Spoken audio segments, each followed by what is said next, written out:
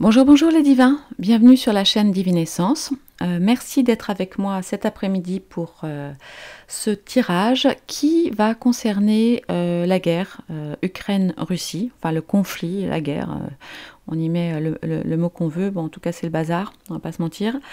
Et j'avais envie de travailler avec un de mes tarots aujourd'hui, le tarot donc, qui s'appelle le Light Seers Tarot. Voilà, que vous connaissez sûrement parce que nous sommes beaucoup de cartomanciens à l'utiliser, voilà, et que je trouve très joli. Voilà, j'avais envie de travailler avec ce tarot-là, et je vais vous faire un tirage spécifique uniquement, parce que comme il s'agit donc de guerre, de conflit, uniquement avec les arcanes mineurs des épées, ok, et avec les arcanes majeures, voilà. Donc je vous les montre un petit peu. C'est un jeu qui est absolument, enfin pour moi en tout cas, magnifique. Voilà. Je vous ferai une review à l'occasion. C'est vrai qu'à chaque fois que je dis que je vais le faire, mais ça prend du temps. Et du coup, je me dis que vous préférez sûrement lire les cartes plutôt que... Enfin, dites-moi d'ailleurs, dites-moi dans les commentaires, ça m'intéresse si vous avez envie voilà, d'en savoir plus, que je prenne un peu de temps, jeu par jeu ou avec certains jeux, pour vous parler davantage des cartes. Je veux bien que vous me le mettiez en commentaire. Excusez-moi. Donc, ok, donc on est parti avec effectivement un tirage un petit peu spécifique. Et on va aller chercher donc d'une part de répondre à certaines questions avec les arcanes mineurs. Et voilà, alors c'est parti. Je vais d'abord tirer effectivement 4 cartes pour nous donner plus d'indications sur ce qui a déclenché l'affaire. Jusqu'où tout ça pourrait aller? Quels sont les obstacles à la paix? Comment tout ça pourrait finir? Voilà. Et puis, on va aussi aller regarder avec les arcanes majeurs. Attendez, excusez-moi. On va aussi aller regarder avec donc, les arcanes majeurs. Du coup, ce qui a pardon, influencé le passé en fait, de l'affaire. Voilà. Ce qui semble jouer sur le présent.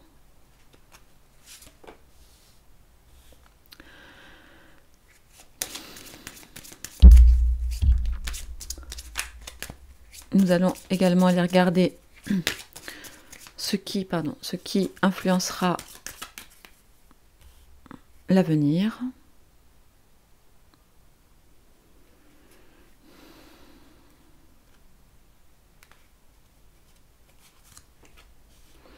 Et puis, une dernière carte que je vais placer ici au centre. Voilà. Alors, 1, 2, 3, 4, 5, 6, 7, 8. Ouais, on est bien. Allez, on y va. Alors, première carte. On va aller voir effectivement, du coup, ce qui a pu déclencher l'affaire, enfin l'affaire, le conflit. Alors, là, on a le 8 d'épée.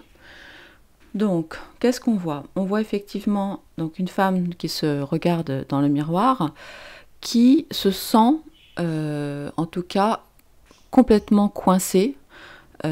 Coincée par des, voilà, c'est des corbeaux, donc c'est pas très sympathique, quoi. Ça fait un petit peu peur. C'est plutôt des oiseaux qu'on n'aime pas trop en général. Donc, cette femme, en fait, a le sentiment d'être complètement pieds et poings liés, si je puis dire. Mais en fait, vous voyez, là, ça n'est quelque part qu'une illusion. Et en fait, ce que cette carte veut nous dire, c'est que c'est vraiment le moment propice d'ouvrir les yeux pour découvrir la vérité. voyez, parce que là, tant qu'on a les yeux bandés, et on peut imaginer tout et n'importe quoi. Mais là, ce qu'on dit, c'est que c'est vraiment le moment de se libérer d'une vieille histoire. Comment dire, c'est...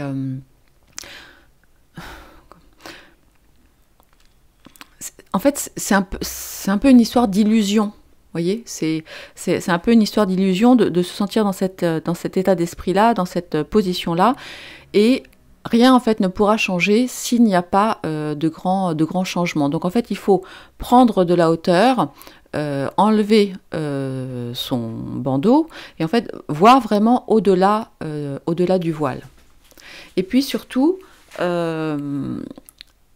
accepter de se libérer des chaînes et de regarder nous amène en fait à agir en assumant la responsabilité. Voilà, c'est ce que ça veut nous dire. Donc une illusion, enfin une sensation, voilà, d'être pieds et poings liés. Et donc c'est le moment de retirer le voile qu'on a sur les yeux pour affronter la réalité. Alors, jusqu'où en fait tout ça pourrait aller. Donc on va voir ce que ça nous donne. Ah, oh, l'as d'épée. Oh, ça c'est très très beau. Waouh, c'est très très beau. L'as d'épée, c'est la carte qui... donc as, bon bah voilà, c'est le commencement, c'est le début de quelque chose. Donc tout ce qui est épée, donc c'est aussi tout ce qui est idée. Donc ça nous parle de quoi? Ça nous parle d'idées nouvelles, ça nous parle de vérité dévoilée, ça nous parle de prise de conscience. Et aussi c'est une carte qui, vous voyez là, les mauvaises choses entre guillemets s'en vont, on mouline beaucoup, et de tout ça en fait va jaillir une belle... voilà, une vérité, la liberté, le succès et le triomphe.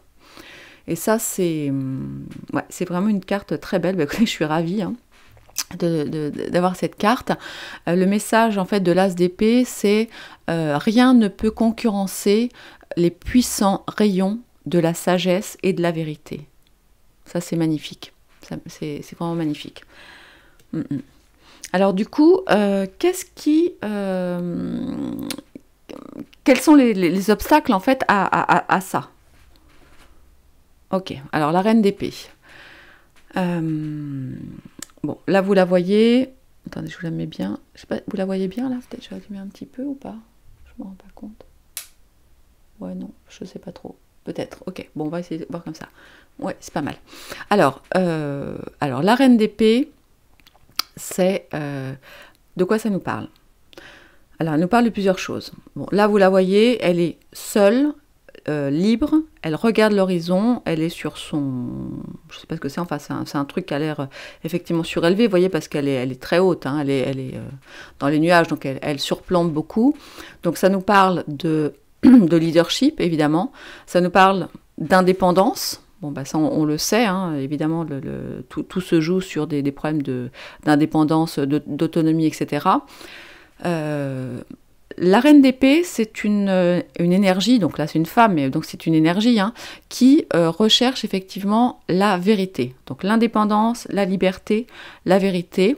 On voit effectivement qu'on est bien dans le sujet parce qu'on voit les drapeaux. Alors évidemment, c'est pas ceux de l'Ukraine et de la Russie, mais il y a de ça. En revanche, le problème avec la reine d'épée, c'est que parfois, donc vous voyez, donc elle a son épée, elle peut avoir une communication vraiment tranchante, vous voyez, et du coup elle peut utiliser des mots blessants et voire assez méchants.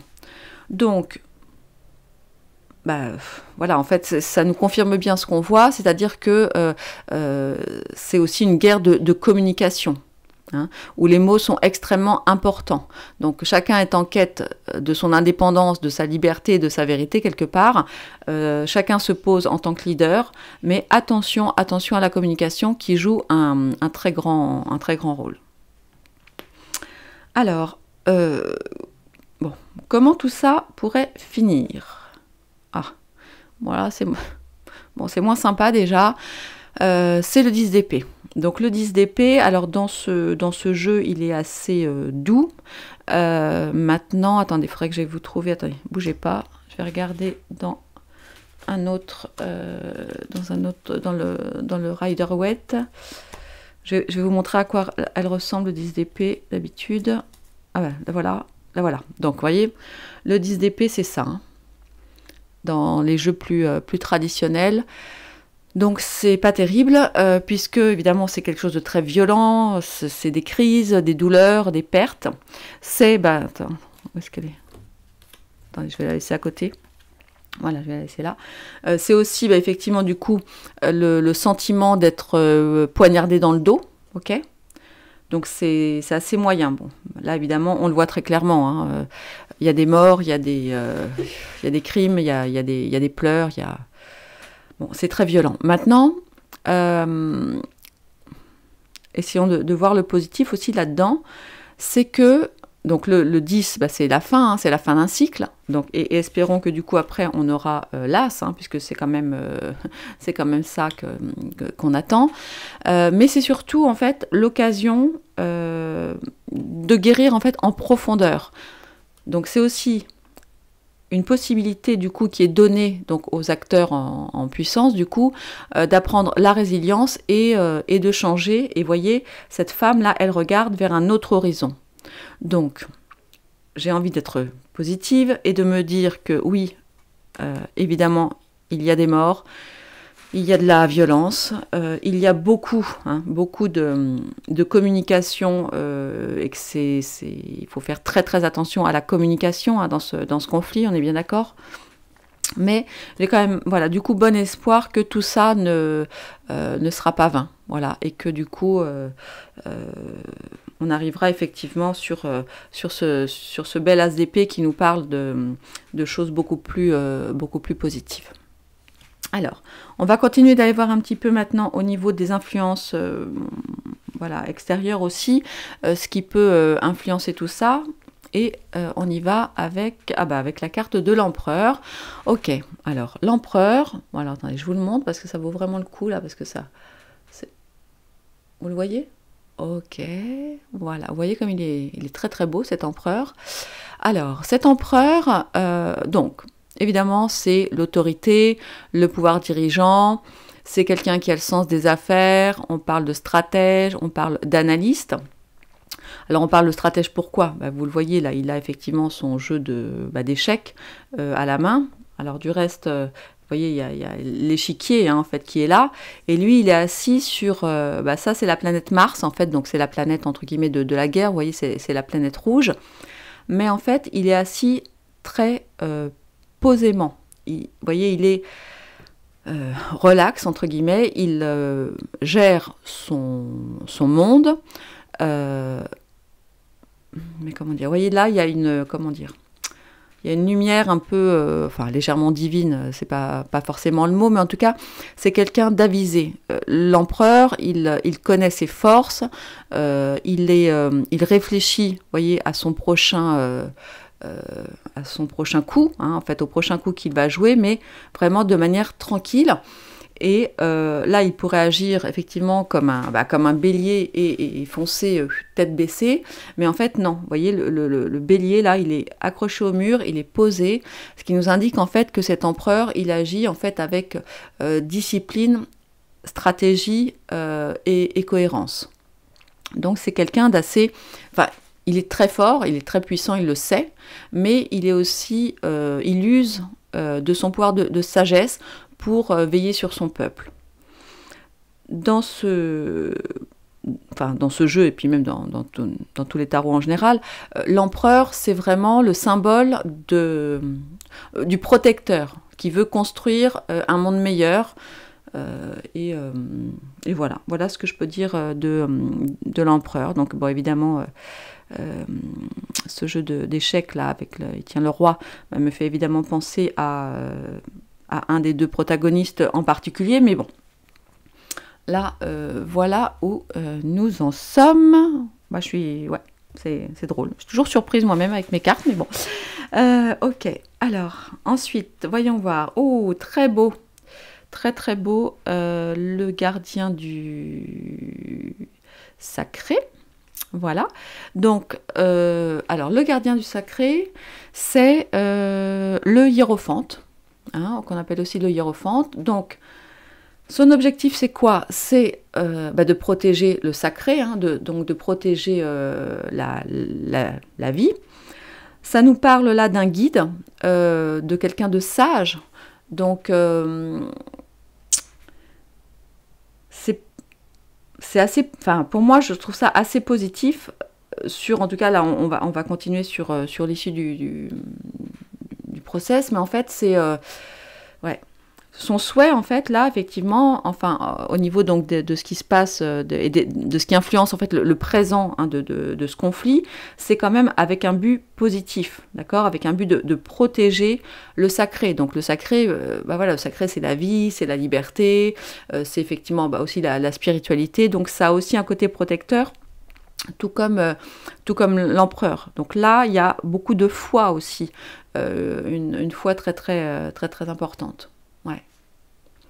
Donc ça c'est pas mal. C'est même très bien d'ailleurs, je trouve. Alors on va aller voir maintenant un petit peu l'avenir, ce qui pourrait l'influencer et le déterminer. Magnifique, magnifique le soleil. Alors le soleil, voilà, le soleil c'est une très très belle carte, hein, comme vous le voyez, la personne se régénère au rayon du soleil. C'est très beau. Alors comment est-ce qu'on pourrait interpréter cette carte? Voilà, est-ce que entre guillemets la délivrance et la fin arrivera au printemps ou en été au moment du soleil? Ça, c'est possible.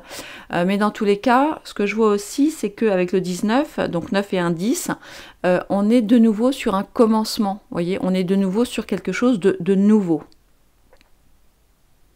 Ouais, de nouveau qui va arriver. Et du coup, ça rejoint l'as d'épée qu'on avait là. Donc ça, c'est pas mal. Bon, alors maintenant, c'est sûr que, en version un petit peu plus pessimiste, on peut voir une explosion nucléaire. Honnêtement, je ne pense pas. Je ne pense pas que les cartes m'auraient donné, en tout cas cette carte, enfin que les guides m'auraient donné cette carte, s'ils voulaient parler de choses extrêmement négatives. Moi, j'y vois quelque chose de positif, de lumineux, de chaleureux. Alors, je ne sais pas dire si c'est une indication de temps, mais en tout cas, j'y vois quelque chose d'assez positif. Et puis maintenant, on va donc tirer la dernière carte aussi qui va nous donner des indications supplémentaires en fait sur ce qui se joue dans ce conflit.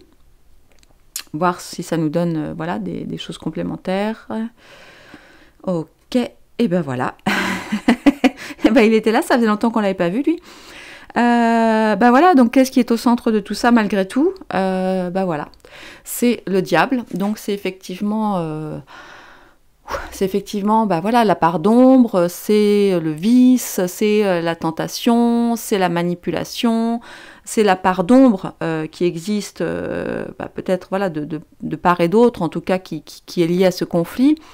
Et puis, c'est ce que nous sommes nombreux à penser en tout cas, par rapport à tout ce qui se passe dans le monde, enfin en tout cas dont on est plus conscient, on va dire, depuis 2 ans, parce que je pense que ça a commencé il y a bien bien longtemps, c'est que nous sommes,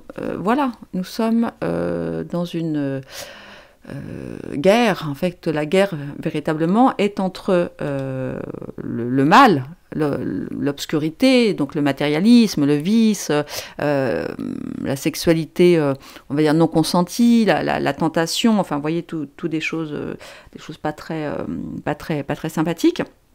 Et effectivement, le gardien du sacré. Voilà. Bon, ce qui me rassure beaucoup, c'est qu'on a effectivement de très belles cartes par ailleurs. Donc voilà, avec... Ah mince, attendez, vous ne le voyez plus là. Pourquoi? Qu'est-ce que j'ai fait? Ah, attendez, excusez-moi, je vais remonter mes cartes, parce que du coup, vous ne voyez plus le... Voilà, vous les voyez là? Ouais, c'est bon. Excusez-moi. Voilà. Écoutez, alors je vais résumer rapidement, ok? Donc par rapport à ce conflit qui oppose la Russie et l'Ukraine, on voit quoi effectivement? On voit un sentiment donc de privation de liberté, des gros problèmes de communication avec une communication qui peut parfois être véritablement tranchante, une recherche donc de liberté, d'autonomie et de leadership.